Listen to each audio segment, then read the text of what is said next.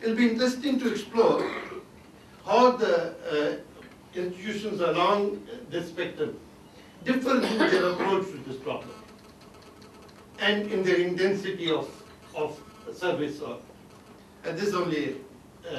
No, I was hoping that would happen through various presentations, that these differences would come out.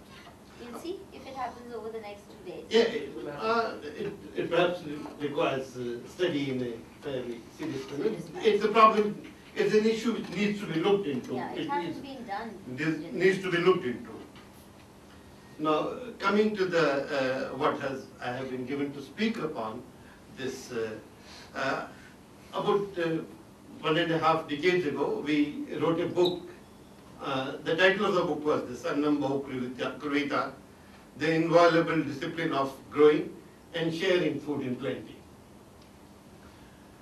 There was a context in which that book was written, and you will excuse me, the context is in the numbers, if I show you a few numbers before I go into that. The context was this, that our study of economics showed that India was producing something like 200 kilograms per capita of food grains. And this number had a history. There was a famine commission set up in India in 1880, and the famine commission had recommended that if there is famine in an area, to ensure that in that area there will not be frank deaths due to famine. The administration will have to ensure that at least 200 kg per capita is made available there. And that was the figure that we were producing perhaps after the 70s continuously. This level of availability is guaranteed to cause widespread undernourishment. It ensures that there are no frank deaths. But it's known that it will cause widespread undernourishment and slow deaths. In fact, Amartya Sen, in one of his books, estimates that 30 million people died in this great famine of China in 1991 and in 1959-61, the 3 years famine. And his estimate is that an equal number of people die in India because of this lack of food in India in every 8 years. Every 8 years. Now, this fact that this is what is happening in India was known, widely known to the economists, to the policymakers. Everybody knows about it, that we produce just about 200 kilograms per capita.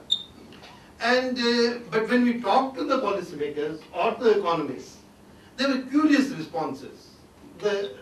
Starting from that, look, Indians really don't need that much food.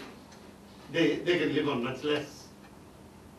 Or the Indian lands, you know, they have been cultivated for millions of years, so their capacity to produce more, produce reasonably, has gone. So we should not be talking about anything beyond 200 kg per capita. But I think the main response was that, what are you talking about? We are engaged in building India in this industrial fashion, and you're talking about some people not being able to eat.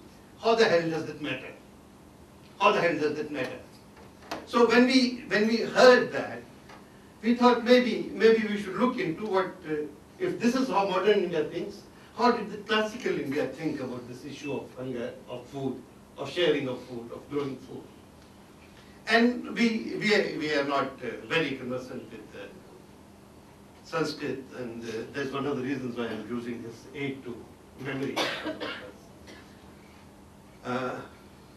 When we started looking at the classical literature, we were surprised to find that so-called literature of Brahma Vidya, and of Vedas, Upanishads, Itihasa, Purana, whatever you look at, they're fundamentally engaged with this issue of producing plenty of food and ensuring that nobody within your domain of knowledge, not necessarily domain of responsibility, remains hungry.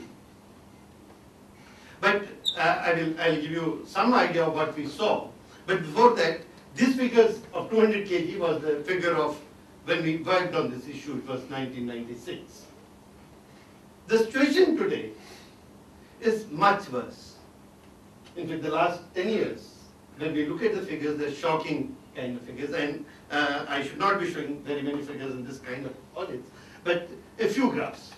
This is the area under food grains from 1951-52 to 2006-2007. You can see there is a continuous increase in the area up to 1970s, then stabilizes, and then around 1990, when we start getting globalized and industrialized in a big way, it starts coming down.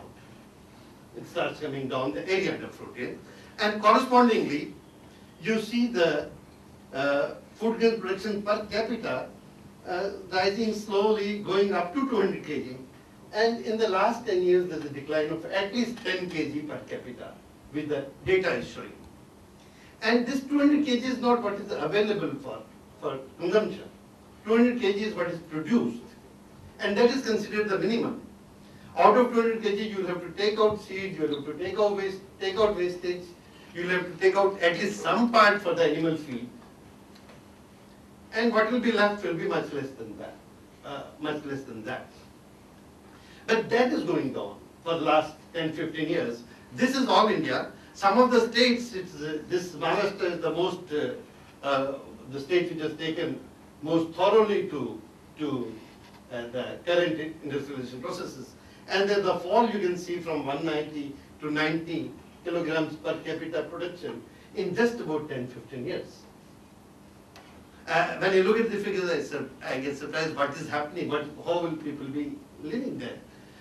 Tamil Nadu is another state which has gone the industrial way in a big fashion, or the globalization way in a big fashion. And Tamil Nadu used to be very proud of its own rice